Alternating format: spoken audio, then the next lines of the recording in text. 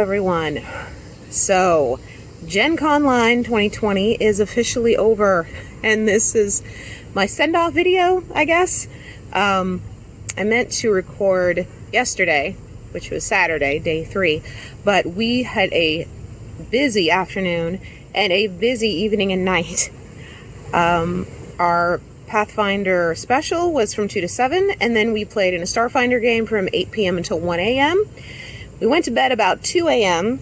and then got up, and I was drinking coffee like crazy because we had to be at church because my daughter, it was promotion Sunday, and it was time for her to promote up from the preschool kindergarten class into elementary class, and we didn't want to miss that. So I was up and I was putting on a lot of makeup and drinking a lot of coffee so I could be functional today. And then we had a Pathfinder quest from 3 to 5 today. And that was our last adventure with GenCon. So I just wanted to chat a little bit about GenConline. Pathfinder special. First of all, Nicole, I was so happy to meet you. And I am so sorry I did not realize it was you. I don't know how that didn't register with me. Either Josh or I switched our tables for the special, and we switched to your table, and then we were in such a tizzy of making sure that we got in there and we had our characters ready to go and the kids were okay. I completely spaced that it was you. So hello, it is very nice to meet you. And I really hope we get a chance to play with you again. I really hope before next GenCon. Hopefully we can play on Roll20 or Discord or Warhorn or something like that. But it was a fantastic game. We had such a good time. Pathfinder, Paizo, the Organized Society play, GenCon, everybody who was involved with it did a really great job. There was a specific Twitch stream where players who were signed up for the game got the code to get into the Twitch stream. And so we were able to see, those of you who've been in the Pathfinder specials, you know, there's like 5 or 6 kind of quests that people can go on, and as you complete them and get the victory, it gets sent up to Pathfinder HQ, and you see like the status bar that goes up as each one is eventually completed. So that worked really well for us. We saw those status bars go up. They made announcements at various times. You know, they read kind of general information, very similar to what they do at Sagamore every year. So they did a great job. I was pleasantly surprised. Our group was great. I had a blast. I totally would have done another adventure with that group. Nicole was fantastic as a GM. I just had a great time. I thought it went great. I hope it went that well for everybody else who was involved in the special. Nothing will take the place of the Sagamore experience, but they did the best they could with a difficult situation. We're all in the difficult situation, and I had a great time. So thank you to everyone who was involved. This is your golf clap from me and from Josh. We both had a great time. And then we moved on from the special, ordered a quick pizza, did our best to get everything updated and uploaded into Roll20 so that we could be part of the Starfinder game from 8 p.m. until 1 a.m. And that was really fun too. I could feel the drag at about 11 to 11:30 though. I was starting to turn into a pumpkin, but it went really well. So everyone made it. Nobody died. That's always a great thing in a Starfinder game. My Mystic, I like them. I had to do some tweaks. I did not have a ranged weapon because my dex is a 0. I have a decent strength. I have a good will, good wisdom, but I don't have great dex. And so I didn't do a ranged weapon. I just did a melee weapon. Well, that was a mistake. So that has now been rectified. I have now purchased it's an electric arc pistol. I hope that makes sense to you Starfinder people. But I purchased that. So now I have a ranged weapon. Even though my dex is terrible, I can at least try to shoot something. And then I have my melee weapon, which is a tactical spear. I think that's right. But mainly, she's a healer. That's what she does. She's got healing spells. She's got like healing focus and channels and stuff. And that's her main shtick. And so I did get to do that once. I do like how Starfinder has their healers where you can heal someone, and then if you fill them up to max and you still had some healing points left over, you can then heal yourself.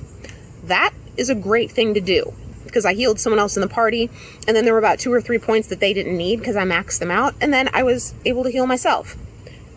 that's a really great mechanic. The only challenge I faced, Pathfinder, 2e, and then Starfinder, there are some differences. As you have, if any of you have played, you know this. Starfinder resembles first edition Pathfinder in some ways. There are some differences from first and second ed. So for instance, in 2e, you have 3 actions. So if you want to do 3 move actions, you can. You can do 3 attacks, but then you take negs, obviously, on your second and third attacks. But in Starfinder, it's a move action and then a standard action. Or you can do 2 move actions. And that's similar to first ed Pathfinder. And so I have to say, I was kind of going a little back and forth, going, I want to do this, but I'm not sure if I can do this, or how exactly do I do this in Starfinder. So I'm going to have to study the Starfinder book in a little bit more detail. I've done a pretty decent job with the Pathfinder 2e book. It's not perfect, but I'm doing all right in that department. So I'm going to have to figure out the primary differences so I don't get as hung up on them. But had a really great time with both of them, and then we did a nice little quest today from 3 to 5. We actually got done early, probably because I landed both of my flurries of blows and did like 31 points of damage to one monster, and it was a level 1 to level 4 quest, so, you know, they weren't crazy hard. So yeah, that might have been partly my fault. My husband just leveled up his character, so he's now a 5th level. And I am 1 point from 5th level. I have 47 XP. I need 48 XP. I am so close, but I didn't quite make it with GenCon. So currently, we are actually signed up for a game on Warhorn with a Pathfinder group from, I think, the San Francisco Bay, California area. And we're going to play a game with them, theoretically, if everything goes according to plan, August 21st, which is Friday night. And that should get me what I need to go up to a 5th level monk.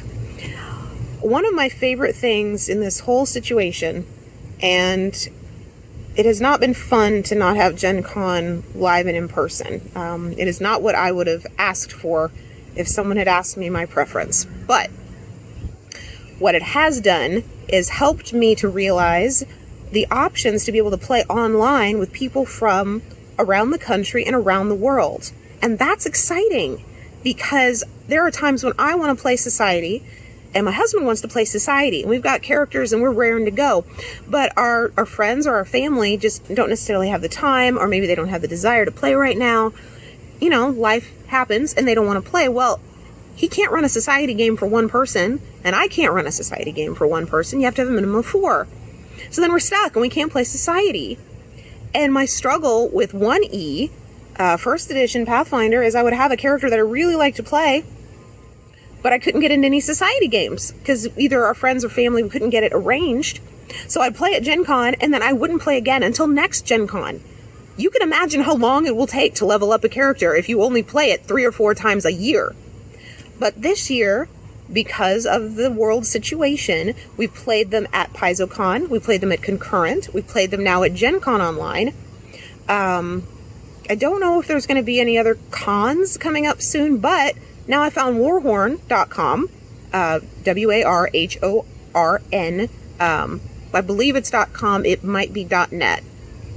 Check me on that. I'll try to put a link in the description below. I will look it up, it's on my phone. And there are games listed for all sorts of people around the world, and I contacted one of the leaders basically and asked, is this allowed?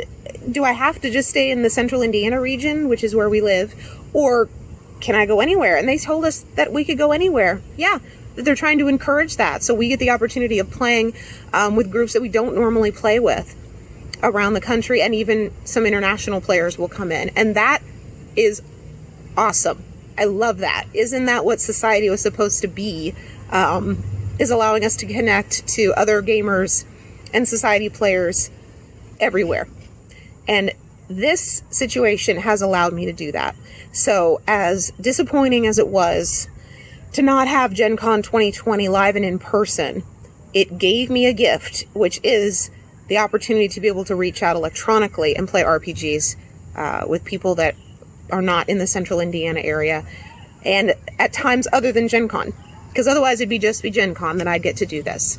So that is all I've got at the moment. I am sitting in my backyard, as you can see. Don't you love my backdrop? It's quite lovely, don't you think? My kids are inside watching Sonic the Hedgehog, if you want to know the truth. I was like, a moment of quiet. I'll come out and record something. So that's all I've got for now. I hope you had a great GenCon online. I hope you got to do some things, and I hope you got to learn some things. This is a great year of growth. Whether we asked for it or not, we're doing a lot of learning and a lot of changing and a lot of growing. So that's all I've got for now. Stay safe, stay well, and game on. This is Dr. Deb with the Established Facts.